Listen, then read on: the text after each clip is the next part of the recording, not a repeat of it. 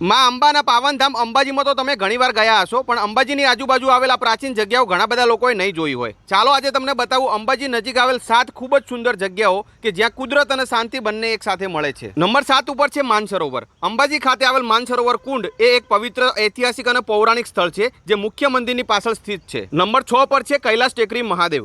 અંબાજી નજીક અરાવલીની ટેકરીઓ વચ્ચે આ સ્થળ ભગવાન શિવજીને સમર્પિત છે અને અંબાજીની મુલાકાત લેતા શ્રદ્ધાળુઓ માટે આ એક મહત્વપૂર્ણ સ્થળ છે. નંબર 5 પર છે કુંભારિયાના જૈન મંદિરો. આ મંદિરોનો ઇતિહાસ ખૂબ જ પ્રાચીન માનવામાં આવે છે. આ મંદિર સમૂહ જૈન ધર્મના તીર્થ સ્થાનોમાં મહત્વનું સ્થાન ધરાવે છે અને ભક્તો માટે આસ્થાની સાથે સાથે ઇતિહાસનું પણ પ્રતીક છે. નંબર 4 પર છે કામાક્ષી મંદિર. આ મંદિરનું બાંધકામ દક્ષિણ ભારતના મંદિરોની જેમ કરેલું છે. જ્યારે પણ અંબાજી જાઓ તો આ કામાક્ષી મંદિરના દર્શન જરૂરથી કરજો. નંબર 3 પર છે વાલ્મીકી ઋષિ આશ્રમ. અંબાજી નજીક આવેલ આ પવિત્ર વાલ્મીકી ઋષિ આશ્રમ જ્યાં મહર્ષિ વાલ્મીકીની તપોભૂમિ હોવાનું માનવામાં આવે છે. નંબર 2 ઉપર છે કોટેશ્વર મહાદેવ મંદિર. અંબાજી નજીક આવેલું કોટેશ્વર મહાદેવ મંદિર એક પ્રાચીન અને પવિત્ર યાત્રાધામ છે જે અરાવલીની ગિરિમાળામાં સરસ્વતી નદીના ઉદ્ગમ સ્થાન પર સ્થિત છે અને અહીં સ્વયંભૂ શિવલિંગ બિરાજમાન છે. નંબર 1 ઉપર છે ગબ્બર હિલ સ્ટેશન. ધાર્મિક માન્યતા અનુસાર આ ટેકરીને માતા અંબાનું મૂળ સ્થાનક માનવામાં આવે છે અને અહીં માં અંબાની અખંડ જ્યોત સતત પ્રજ્વલિત રહે છે. ટેકરી ઉપરથી દેખાતો કુદરતી નજારો અને ભક્તિનું વાતાવરણ દરેકનું મન મોહી લે છે. અંબાજી આવો તો ગબ્બર હિલની મુલાકાત જરૂરથી કરજો. તો હવે જ્યારે પણ અંબાજી જવાનું થાય તો આ પ્રાચીન જગ્યાઓની મુલાકાત કરવાનું ભૂલતા નહીં. અને માહિતી જો તમને પસંદ આવી હોય તો વિડીયોને લાઇક શેર કરીને પેજને ફોલો જરૂરથી કરી લેજો બીજા આવા જ વિડીયો જોવા માટે. જય અંબે.